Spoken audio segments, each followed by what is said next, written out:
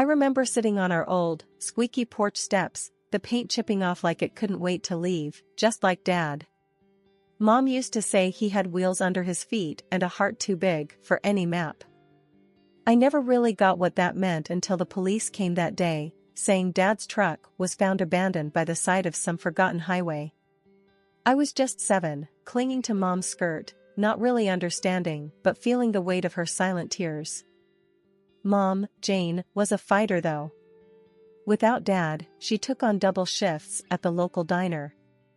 I'd often fall asleep to the sound of her coming home late, trying to be quiet but never quite managing it. One evening, when I was about 12, I asked her, "Mom, why do you work so much? Aren't you tired?" She sat beside me, her eyes tired but kind. "Ella, we've got to make ends meet. Life's tough, but we're tougher, right?" I nodded, not fully understanding but proud to be tough like Mom. Then came the hammer blow that was Mom's cancer diagnosis when I was 18. She fought it, hard, but it was like trying to hold back the tide with a spoon. She passed away quietly, leaving me with nothing but memories and a stack of bills. College was supposed to be my escape, my dream. I managed to scrape together enough for the first year, but after that, I was on my own. I juggled classes with 2, sometimes 3, jobs, anything that would pay. One particularly grueling night at the campus library, I remember breaking down. I was alone, surrounded by books that seemed as heavy as the world on my shoulders. That's when I first met John. He walked over, his eyes full of concern. "Hey, are you okay?" I wiped my eyes, embarrassed. "Yeah, just college stuff." He smiled, a little awkwardly. "I get it. I'm John, by the way." "Ella," I replied, managing a small smile. That's how it all started with John. He was different, kind, and always there, like a steady rock in my turbulent sea. He didn't have much, but he shared everything he had with me, half a sandwich, notes from classes, even his old, battered laptop. We'd sit together, sometimes talking, sometimes just sharing the silence. It was comfortable, safe. I hadn't felt that way since Mom was around. "You know, Ella," John said one day, "you're the strongest person I know. You're going to make it, I'm sure of it." I laughed, a bit bitterly. "Strong? I feel like I'm barely hanging on." That's what being strong is about, isn't it? Hanging on, even when it's the last thing you want to do. I looked at him, really looked at him, and I realized he was right. I was strong, like Mom. And somehow, I knew I'd make it through, with or without wheels under my feet. College life wasn't anything like those fancy brochures. It was hard, gritty, and it tested you in ways you never thought possible. I remember my second year, standing in line at the financial aid office, my stomach in knots. The lady at the counter looked at me like I was just another number. "Next," she called out, not even looking up. "Hi, I'm here about my scholarship renewal." I began, but she cut me off. "If it's not renewed in the system, there's nothing I can do." "Next?" I walked away, feeling a mix of anger and helplessness. That's when I bumped into John again. He was always popping up when I least expected it. "Hey, Ella, everything okay?" he asked, his brows furrowed with concern. I shook my head. "No, not really. Financial aid's a dead end. Looks like I might have to drop out." John was quiet for a moment. "That's rough. But hey, don't give up. You're smarter than half the professors here." I chuckled, despite the gloom. "Thanks, John. I don't know what to do." "Come on, let's grab a coffee." My treat. "You can tell me all about it." That coffee turned into many more. John became my go-to person at college. He had this way of making problems seem smaller, more manageable. We'd sit in the cafeteria, him with his endless optimism, me trying not to drown in my own worries. One day, he said, Ella, you should start looking for a job on campus. Might help with the money situation. I rolled my eyes. You think I haven't tried? It's like everyone's out to get me or something. John leaned in. Not everyone. I hear the library's looking for someone. You're always there anyway, might as well get paid for it. I thought about it. Maybe, but what if they say no? Then we find something else. You're not in this alone, Ella. That's how I ended up working at the library. It wasn't glamorous, but it paid some bills. Between stacking books and serving coffees at a local cafe, I barely had time for studies. But I was making it work, one day at a time. John and I grew closer. He wasn't just the guy who bought me coffee anymore. He was my friend, my confidant. He knew about my mom, my dad, and all the messy bits in between. It was one evening, while closing up the library, that John said something that stuck with me. Ella, you're going to make something of yourself. I just know it. And I'll be here, cheering you on. I smiled, feeling a warmth spread through me. Thanks, John. That means a lot. College was tough, but with John by my side, it felt like I had a fighting chance. He was more than a friend, he was a reminder that some good still existed in this crazy, mixed-up world. After college, life took a turn I didn't expect. John and I got married. It wasn't some big fairy tale wedding, just a small courthouse do, with a few friends and less fanfare. We moved into this tiny apartment that had more cracks than walls, but it was ours. It felt like a fresh start, a new chapter. Then came the problem. John's mom, Mrs. Smith. The woman was a piece of work. The first time she visited our place, her nose wrinkled like she'd walked into a dumpster. This is where you live, she said, her voice dripping with something that was half disbelief, half disgust. I tried to smile. Yeah, it's not much, but we're happy. She snorted. Happy? John, you can do better than this. And what about kids? You can't raise kids in this. John cut in, trying to ease the tension. Mom, we've talked about this. We're not rushing into kids. We're focusing on our careers right now. But she wouldn't have it. Every visit was a new complaint. The apartment's too small. The neighborhood's not good enough. Why isn't Ella cooking more? It went on and on. One evening, after she'd left, I turned to John, frustration boiling over. Doesn't it bother you? The way your mom talks about our life? John, ever the peacemaker, shrugged. She's just worried about us. That's how she shows love, I guess. That's not love, John. That's criticism. There's a difference. He didn't say much after that. It was like he couldn't see what was so clear to me. His mom's words were chipping away at us, bit by bit. Things got worse when she started hinting we should move somewhere better. I lost it one day. John, we can't afford some fancy place. Why doesn't she get that? John looked uncomfortable. She just wants the best for us, Ella. Maybe we could look at some other apartments, just to keep her quiet. Keep her quiet? John, when are you going to stand up to her? We're married. This is our life, not hers. He didn't have an answer. That silence said more than any words could. So, we kept living our life, in our tiny apartment, with Mrs. Smith's disapproval hanging over us like a bad smell. I loved John, but his inability to stand up to his mom was driving a wedge between us. It was like he was still her little boy, not a grown man married and making his own way in the world. As time marched on, so did our lives, but in different directions. I landed a job at a marketing firm, and it was demanding as hell, but I loved it. I was climbing the ladder, making something of myself. John, on the other hand, was stuck in the same old job, a manager at a local retail store. He seemed okay with it, but I couldn't understand why he didn't want more. One night, I came home late, exhausted but buzzing from a successful project. John was on the couch, glued to some TV show.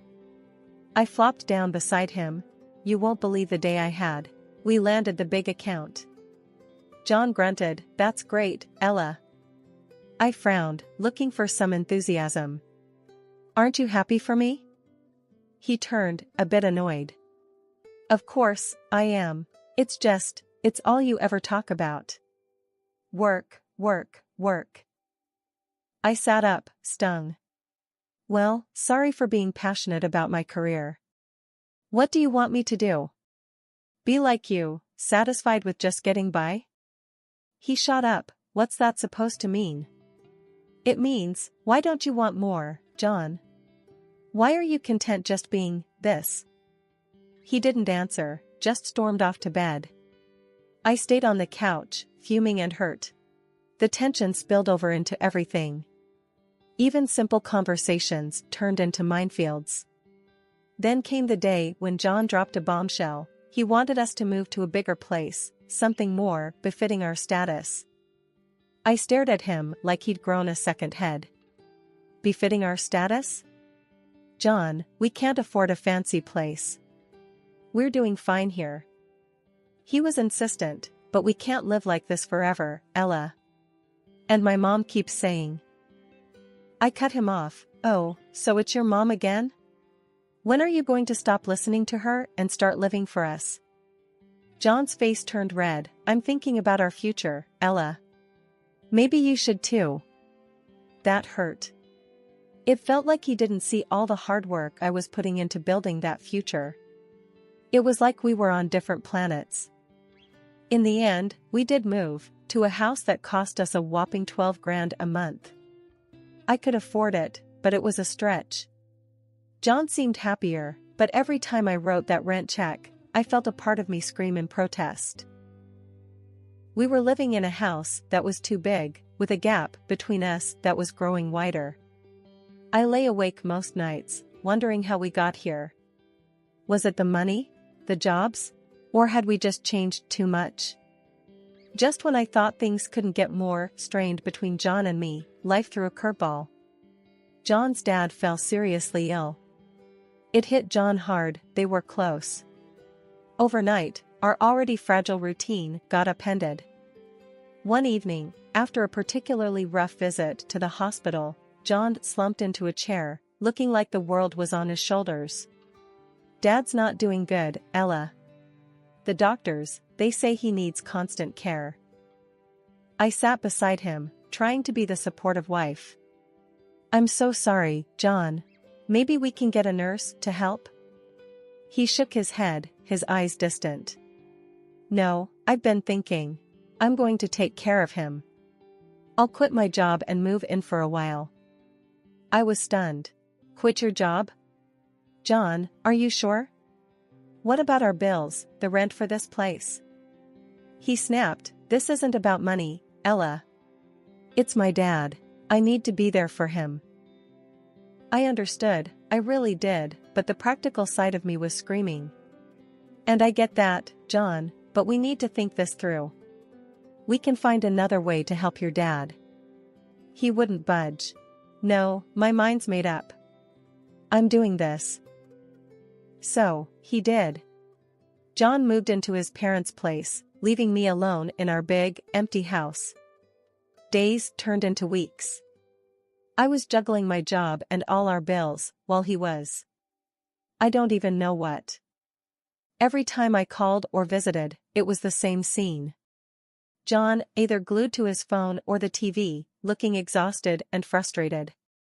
His mom, Mrs. Smith, was always hovering, throwing in her 2 cents. One day, I found him sprawled on the couch, a beer in hand, eyes glued to some game. "John, shouldn't you be with your dad?" He barely glanced at me. "He's sleeping." "What do you want me to do, sit and stare at him?" I bit back my frustration. "You could look for a part-time job, help out with our expenses." That got his attention. He sat up, angry. "Really, Ella? You want me to work now? While my dad's lying there dying?" I tried to keep my voice steady. We're drowning in bills, John. I can't handle everything on my own. His mom walked in then, always perfect timing. Ella, John is doing a noble thing, taking care of his father. You should be grateful. Grateful? The word hit me like a slap. Grateful? I'm keeping our lives afloat while he sits here doing, what? Playing caretaker while watching TV and drinking? John stood up, towering over me. You just don't get it, do you? This is family. Maybe if you had one, you'd understand. That cut deep. Too deep. I walked out, the sound of his mom's tut-tuts chasing me. I drove home, tears blurring my vision. This wasn't the man I married. This was a stranger, living a life I didn't sign up for. The days after John's father passed were tough. I expected things might start to shift back to normal, but they never did. John never went back to work.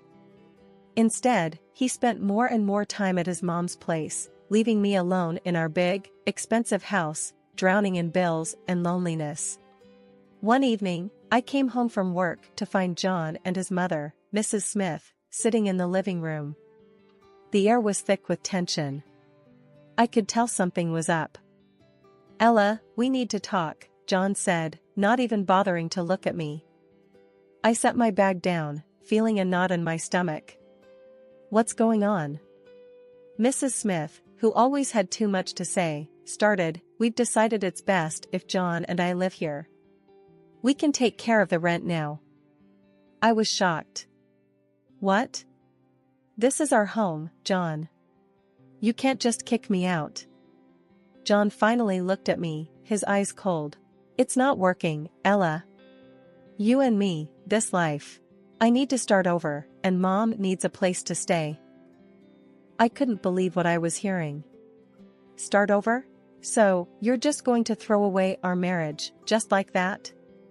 He shrugged. It's been over for a while, hasn't it? We're just making it official now. I turned to his mother, and you think you can just come in here and take over my life? Mrs. Smith stood up, her voice sharp. It's for the best, Ella. You and John were never a good match. He needs to be with family now. I was seething. Family? What about me? I'm his wife. John stood up, facing me. Not anymore. We want you out, Ella. The sooner, the better. I looked between them, the betrayal cutting deep. Fine. I'll go. But don't think for a second that this is okay. You're both making a huge mistake. I packed a bag with my essentials, my hands shaking with rage and hurt. As I walked out the door, John's voice followed me. We're doing what needs to be done, Ella. You'll see, this is for the best. Settling into my new, modest apartment felt like a fresh start. It was small, but it was a place where I could finally breathe, away from the stifling atmosphere of my past life with John and his overbearing mother. The walls were bare, and the furniture was minimal, a stark contrast to the lavishness I'd left behind. As I was arranging my few belongings, my phone buzzed. It was a message from an old mutual friend of John and me, Laura. Hey Ella, have you heard about John and his mom? They're living it up. Expensive clothes, fancy gadgets. Wonder where all that money's coming from? I stared at the screen, a mix of curiosity and bitterness swirling in me. Where were they getting the money? I thought back to the expensive house, the bills, and the lifestyle they had insisted on. It didn't add up. Shaking my head, I typed a quick reply, no idea, Laura. Good for them, I guess. But the question nagged at me. I couldn't help but wonder how they were affording such extravagance, especially after kicking me out and with John not working. A few days later, I ran into another friend, Mike, at the grocery store. He brought it up again. Ella, you won't believe it. Saw John and his mom at the high-end electronics store. They were buying like there's no tomorrow. Heard they even sold their family home. Crazy, huh? I forced a smile. Yeah, crazy. But inside, my mind was racing. They sold the family home? Was that where the money was coming from? As I unpacked groceries in my kitchen, a small, unadorned space that was now my refuge, I couldn't shake the feeling of unease. I was moving on, building my life again from scratch, while they seemed to be living in a world of luxury built on, what? Lies? Deceit? I sat down at my tiny dining table, a second-hand purchase, and let out a long breath. It didn't matter, I told myself. I was out of that toxic environment, free from their twisted dynamics. But deep down, I knew the truth. It did bother me. It bothered me that they seemed to be thriving after throwing me to the curb. I had worked hard for everything I had, while they seemed to be enjoying a life of ease and comfort. As the evening wore on, I found solace in the quiet of my apartment. It was mine, earned through my own effort and resilience. I had lost much, but I had gained something more valuable, my independence, my sense of self. 4 months into my new life, the past came knocking in a way I never expected. My phone rang one lazy Saturday morning, the caller ID flashing John's name. I hesitated but answered. Ella, we need your help. John's voice was shaky, desperate. I sat up, alert. What's happened, John? It's all gone wrong. We got kicked out of the rental house. Mom and we have nowhere to go. I couldn't believe what I was hearing. Kicked out? But I thought you had money? There was a pause, then, the money's gone, Ella. Dad left debts, not inheritance. We thought, his voice trailed off. I felt a mix of emotions, shock, disbelief, and a tinge of satisfaction. Were they really posh all this time, hoping for a rich inheritance? Seriously? It was too much even for my ex-husband. So, what do you want from me, John? We were wondering if, maybe we could stay with you, just for a while, until we sort things out. I laughed, a short, bitter sound. You want to stay with me? After everything? John's voice was pleading now. Please, Ella. We have nowhere else to go. Remember the good times, can't we just? I cut him off. Good times? John, you and your mother threw me out of my own home. You can't just come crawling back now that things are tough. He was silent for a moment, then, I know I messed up, Ella. I'm sorry. We're just really desperate. I took a deep breath, my decision clear. John, I've moved on. I've built a new life, and there's no place for you or your mother in it. You need to figure this out on your own. But Ella. No, John. It's over. You made your choice, now live with it. I hung up, my heart pounding. I felt a surge of empowerment, mixed with a twinge of sadness. John, the man I once loved, was now just a voice on the other end of the phone, a reminder of a life I had left behind. Later, Laura called me. I heard about John and his mom. Are you okay? I smiled, feeling a sense of peace. Yeah, I'm more than okay. I'm free, Laura. Truly free. As I ended the call, I looked around my small apartment, my sanctuary. It was a far cry from the life I had with John, but it was real, it was mine. I had faced the worst and come out stronger. That night, I realized that this was my new beginning. A life where I was in control, where my happiness didn't depend on someone else. I had lost much, but in the process, I had found myself.